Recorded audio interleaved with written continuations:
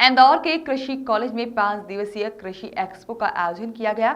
आज कृषि मंत्री कमल पटेल एक्सपो में शामिल हुए। मीडिया से चर्चा करते दौरान कृषि मंत्री ने कहा कि जिस तरह से खान पान शुद्ध होना चाहिए उसी तरह राजनीति को शुद्ध होना चाहिए, इसलिए राजनीति को शुद्ध किया गया है और 15 महीने राजनीति अशुद्ध हो गई थी, उसे बीजेपी पार्टी ने दोबारा से शुद्ध कर दिया है। इसी तरह इस साल मध्य प्रदेश में समर्थन मूल्य पर करोड़ों की गेहूं खरीदी की गई। कृषि मंत्री ने कहा कि महाराष्ट्र में वसूली कांड को लेकर कहा कि नैतिकता के आधार पर महाराष्ट्र के गृह मंत्री को इस्तीफा देना चाहिए, उनके साथ ही मुख्यमंत्री को बर्खास्त कर देना चाहिए। वहीं कृषि कॉलेज के छात्रों द्वारा लगातार परीक्षा भर्ती में हुई गड़बड़ियों को लेकर आंदोलन और प्रदर्शन किए जा रहे हैं। इस मामले को लेकर कहा कि इस पूरे मामले की जांच निष्पक्ष करवाई जा रही है और जो भी दोषी हैं उनके ऊपर कार्रवाई की जाएगी। जैसे देखते हैं ऑर्गेनिक जो कीमतें काफ़ी बड़ी रहती हैं सर, इसकी खास तौर पे जो सामान्य अनाज रहता है, सामान्य सब्जियां रहती है उसमें देखिए कब हम आम आदमी की उसमें आएगी। देखो मैंने कहा ना, मांग और पूर्ति के ऊपर है। मांग ज़्यादा है, पूर्ति कम है, भाव बढ़ेंगे। पूर्ति ज़्यादा है, मांग कम है तो भाव घटेंगे। ये सीधा प्रकृति का नियम है, व्यवसाय का नियम है। और इसलिए हमने किसान की फसल का उचित मूल्य मिले, इसके लिए हमने नीतियों में परिवर्तन किया है। चना, सरसों, मसूर, गेहूं के पहले आता लेकिन खरीदा बाद में जाता था। ये पहली बार हमने पिछले बार से शुरू किया 29 अप्रैल से, इस बार 15 मार्च से खरीदना। एक दिन में 25 कुंटल खरीदते थे किसान से, जिससे मजबूर होकर किसान मंडी में जाए या मोने पौने भाव पे बेचे तो मुट्ठी भर लोग कमाते थे। अब हमने निर्णय लिया जिसके कारण मध्य प्रदेश में इस बार 16,000 करोड़ किसान को ज्यादा मिलेगा। किसान की आर्थिक सीट बनेगी। मोदी जी का जो सपना है, संकल्प 2022 तक किसान की आय दोगुना करने का, मध्य प्रदेश में शिवराज जी के नेतृत्व में हमने 21 में पूरा कर। सर आपने कहा हवा, पानी और खान पान की चीजें शुद्ध हो, लेकिन राजनीति कब शुद्ध होगी? हवा, पानी, खान पान की चीजें तो शुद्ध होना चाहिए। राजनीति कब शुद्ध होगी? राजनीति को भी शुद्ध किया तो सही। 15 महीने में जो अशुद्ध थी उसको शुद्ध किया कि नहीं किया, और जनता ने उसमें मोहर लगाई कि नहीं लगाई। भारतीय जनता पार्टी का जो कमल का फूल है वो शुद्धता के लिए है, विकास के लिए, समृद्धि के लिए है, और हम शुद्धता ला रहे हैं, शुचिता ला रहे हैं। सर गेहूं खरीद को लेके आप, और ये देखो ना, मुट्ठी भर लोग कमाते थे, अब किसान कमा रहा है। सर गेहूं खरीद को लेके क्या आपका लक्ष्य पिछले साल के मुकाबले कितना ज्यादा होगा? पिछली बार लक्ष्य तो कम था लेकिन हमने ज़्यादा खरीदा। क्यों? एक तो लॉकडाउन था।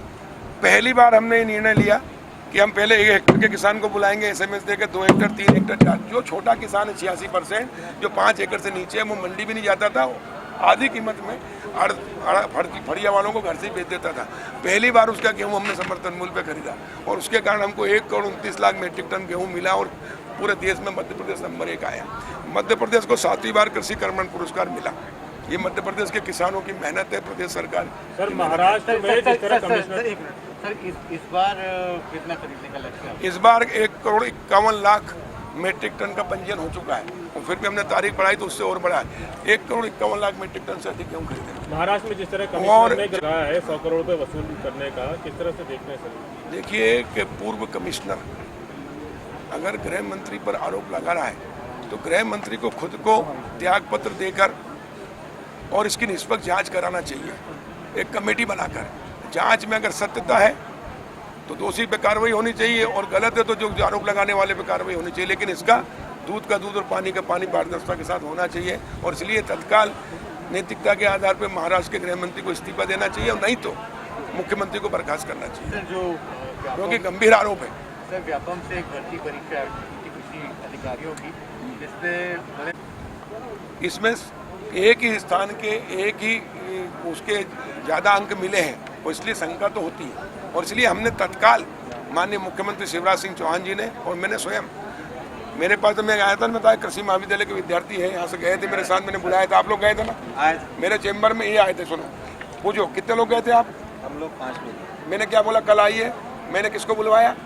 के सिंह जो चेयरमैन है उनको बुलवाया, इनसे आवेदन दिला के सीधे निर्देश दिए जांच करा। उन्होंने भी क्या कहा कि हम इसकी गंभीरता से अंदर जांच कर रहे हैं और जो भी दोषी होगा उसको छोड़ेंगे नहीं।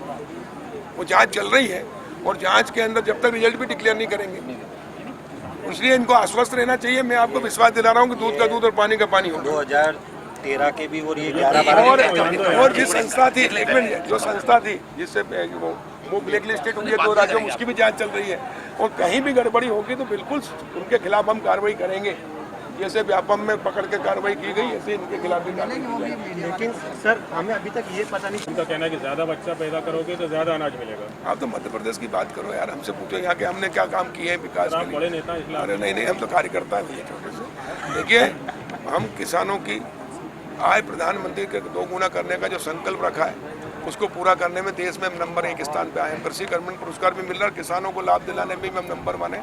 दूसरा, स्वामित्व योजना। देखिए, भारत आज़ाद हुआ 15 अगस्त 47 को, और गांव और शहर मिलकर देश बना, लेकिन गांव की प्रॉपर्टी की कोई वैल्यू नहीं और शहर की प्रॉपर्टी की वैल्यू, इसलिए लोग गांव से पलायन करके शहर में आ गए। आज़ाद हुआ था जब 80% गाँव में रहते थे, 20% शहर में रहते थे, लेकिन 80% के लिए 20% खर्च करते थे, 20% के लिए 80%, इसलिए शहर विकसित हो गए लेकिन गांव पिछड़ गए।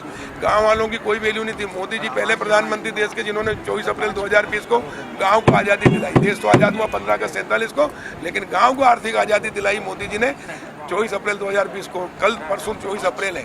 अब हमारे प्रधानमंत्री फिर घोषणा कर रहे हैं पूरे देश के गाँव का ड्रोन कैमरे से सर्वे होगा और मालिकाना हक मिलेगा। उसके कारण गांव के विकास के द्वार खुलेंगे, गांव की तकदीर तस्वीर बदलेगी, दशा और दिशा बदलेगी, गांव और शहर का भेद खत्म होगा। गांव का किसान खेती भी करेगा, व्यापार भी करेगा, व्यवसाय भी करेगा, उद्योग भी लगाएगा, और सब्सिडी का फायदा जो मुट्ठी भर लोगों ने उठाकर अरबपति खरबपति बन गए और पूरा देश गरीब है, अब किसान उद्योगपति बनेगा। और एमएसपी क्यों? अभी जो आंदोलन चल रहा है एमएसपी की गारंटी की मांग कर रहा है, किसान को एमआरपी क्यों नहीं?